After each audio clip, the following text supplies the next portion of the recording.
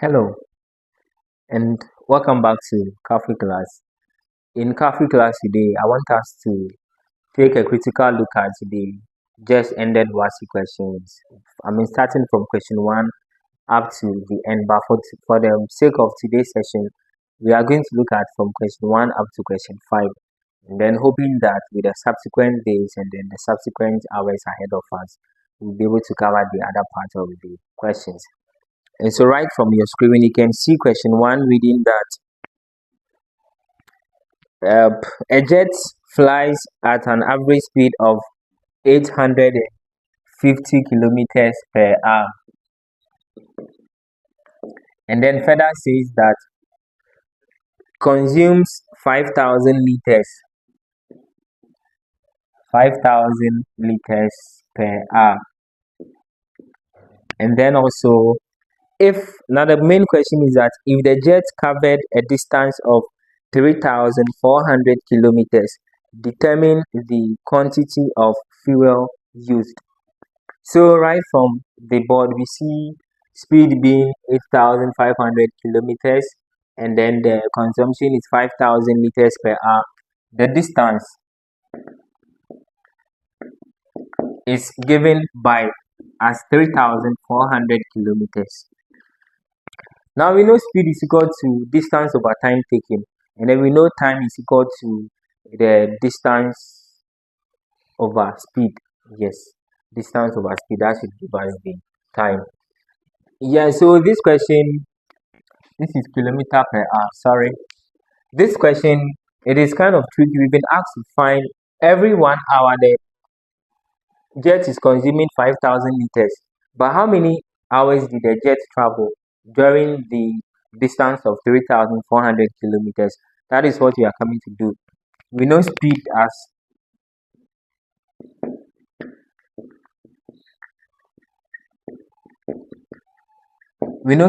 distance over time. We have our speed as 850 kilometers per hour, and then we have our distance 3,400. We don't know the time, and so to get the time, we divide the distance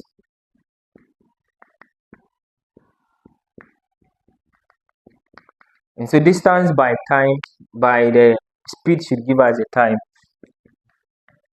and then per my calculation this should give us 4 hours. And so the jet actually traveled for 4 solid hours, consuming 5,000 liters of fuel per hour. And so the total consumption here is going to be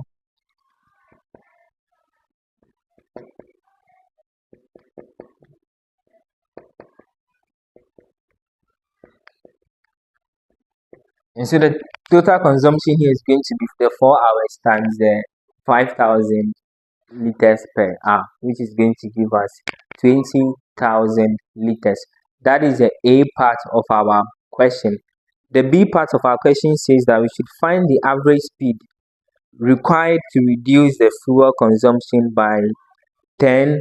And so from the screen, we can see the question saying that we should find the average speed required to reduce the fuel consumption by 10%.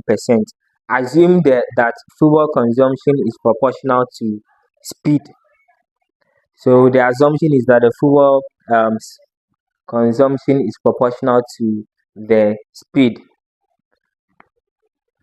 The initial consumption is 5,000, and then we've been asked to find the speed at which the jet is going to consume this particular fuel to so the speed required to reduce consumption by 10%. And so we find 10% of 5,000, which is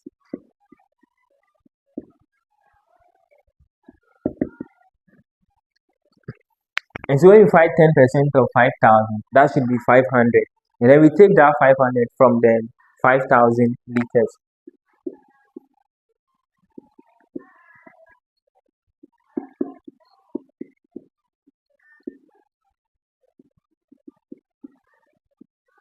Now we get 4,500 liters.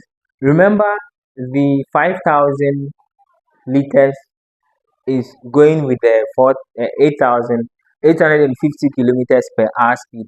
So what speed would be needed to consume the fuel at 4,500 liters per hour? That is what we want to find. And then the we were told that the fuel's consumption is directly proportional to the speed. And so if 5,000 liters is equal to 850 kilometers per hour, then what would be the 4,500 liters? That is a question mark, either a variable or a question mark, so variable x. And then we know this can be done by cross multiplication. And then from cross multiplication, we get x times 5,000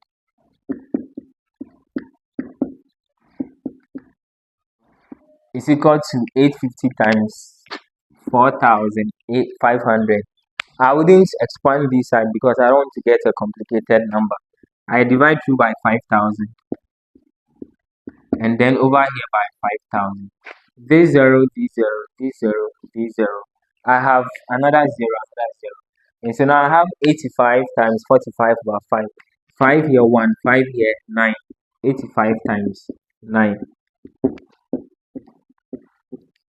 45 for 8 times 9, 72. 72 plus 4, that should be 76. And so we get 765 kilometers per hour as the distance or the speed required to consume the fuel at 4,500 liters per hour. This is the speed that we need, 765 kilometers. Yes. And so question 1 can be said to be done successfully. We take a quick glance or look at question 2, which also from your screen is reading that a group of engineers completes 3/8 of a project in 6 days. A group of engineers completes a group of engineers complete 3/8 or completed 3/8 of a project in 6 days, working at the same rate. How long will it take the group to complete the entire project? Yes. And so if the group wants to complete the entire project, how long will it take them? If they are using 6 days to complete 3/8 of their work, then how many days do they need to complete the entire work? If 3/8 is equal to 6, we know total fraction to be equal to 1. And so what will the full one be equal to? Question mark or a variable? A variable, say maybe w. And so cross multiplication, w 3/8 w is equal to 6 times 1. W is equal to 6 times 8 over 3. W is equal to 3 here 1, 3 here 2, 16 days. And so the entire project will require 16 days for it to be completed. Now, the B part of the question reads that if another group joins them and speeds up the remaining work by 50%, we should find the time that would be saved. If another group joins them and then they increase or they speed up the remaining work by 50%, then we have to find a number of days that will be left. Okay, so let's look at something here. They completed 3/8 of the work within 6 days. Now 3/8 of the work, meaning that total fraction giving us 1, there would be 1 minus 3/8 of the work remaining. That should be completed within a number of days, which I think should be 10. If this is 3, if this is 6, and then the whole thing is completed within 16 days, then the remaining work was completed within 10 days. So LCM 8,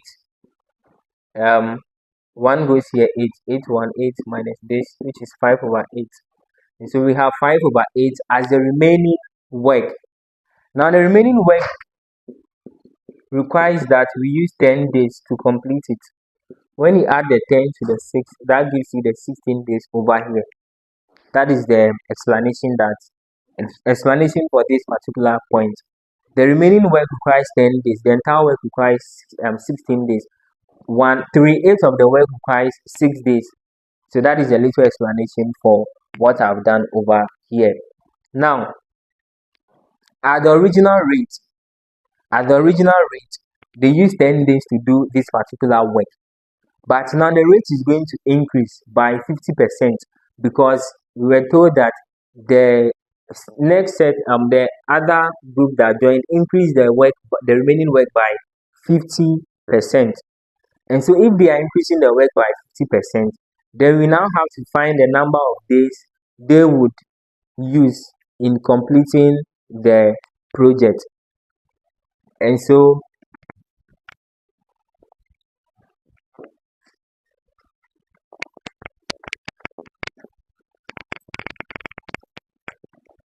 now remember, 5/8 is equal to 10 days.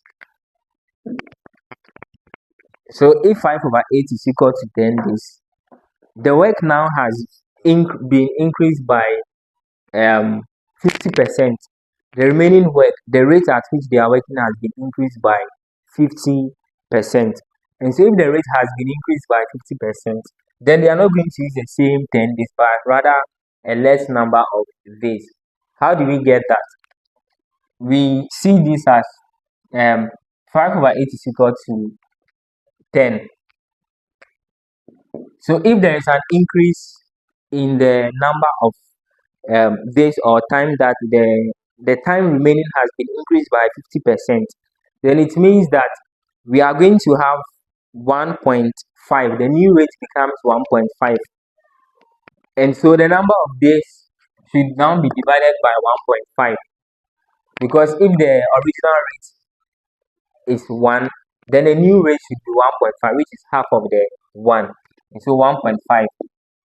Now we divide the old rate by 1.5. Okay, now when we divide the old rate by 1.5, that is the number of days that we are supposed to use to complete the work as a result of the increment. And so from your screens, I'll project the calculator on your screen for you to see. And so we have 10 over 1.5, and then that is giving us 20 over 3. This 20 over 3 is the same as 6 days, 6 whole number 2 over 3 days. 6 whole number 2 over 3 days. And so instead of using 10 days, the new people join, and then they have now used 6 whole number 2 over 3 days to complete the work, which is the same as 20 over 3 days. Now the question said, what's the number of minutes or hours saved? So find the time that would be saved. The remaining work was completed within 10 days. Now the new people have come, and then the work has been completed within a shorter period. LCM here is 3. So 30 minus 20, which is giving us 10 over 3, which is equal to 3 whole number 1 over 3 days. And so when the other group joins, the time that will be saved will be 3 whole number 1 over 3 days, which is 3 days, and then 1/3 of a day. So let's say 3 days and then 8 hours. So 3 days and then 8 hours. That is how we go about that. We look at the question 3 also quickly.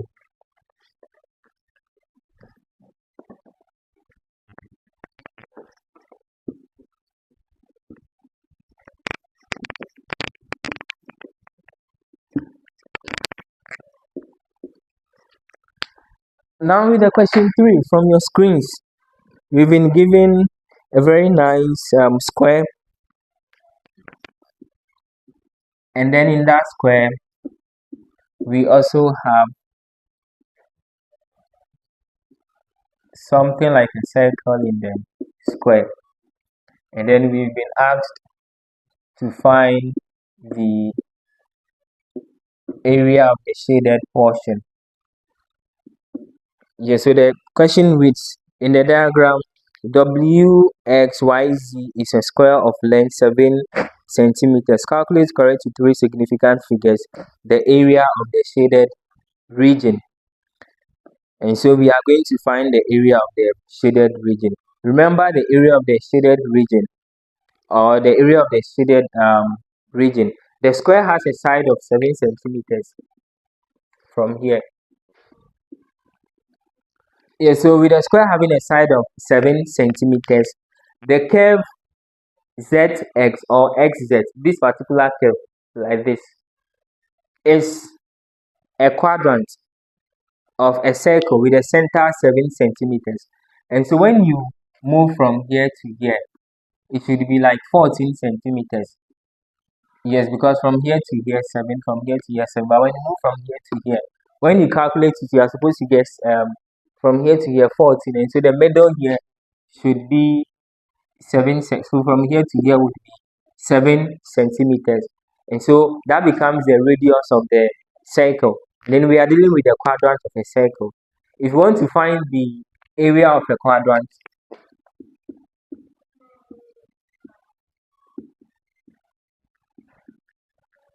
the area of a quadrant is 1/4 pi r squared.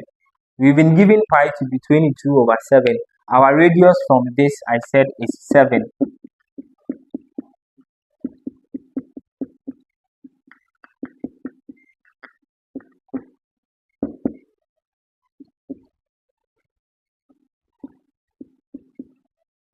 So we have 11/2 times 7 cm squared.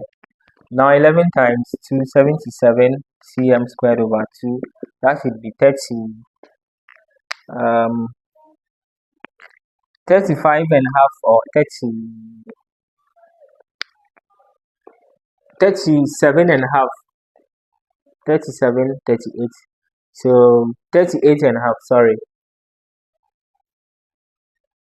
Yes, 38.5 centimeter squared. So that is the area of the quadrant. So this particular quadrant, X, Z. So all this side, that is the area of the quadrant. Now we proceed to find the area of the triangle ZWX. ZWX. This particular triangle here is 7 cm. Here is also 7 cm. And then to find the area of a triangle, as we know, it is half times base times the height.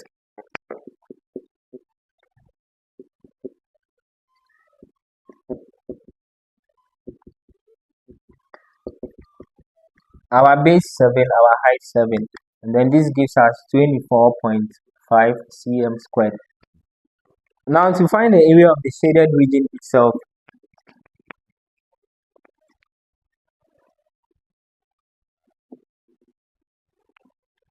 we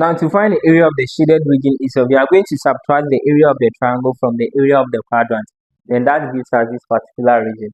And so what we did was to find this particular side from here all the way to this side, this region. We found the area we did for this. Now we subtract the area of the triangle ZWX from that of the area of the quadrant. That gives us 38.5 cm squared minus 24.5 cm squared.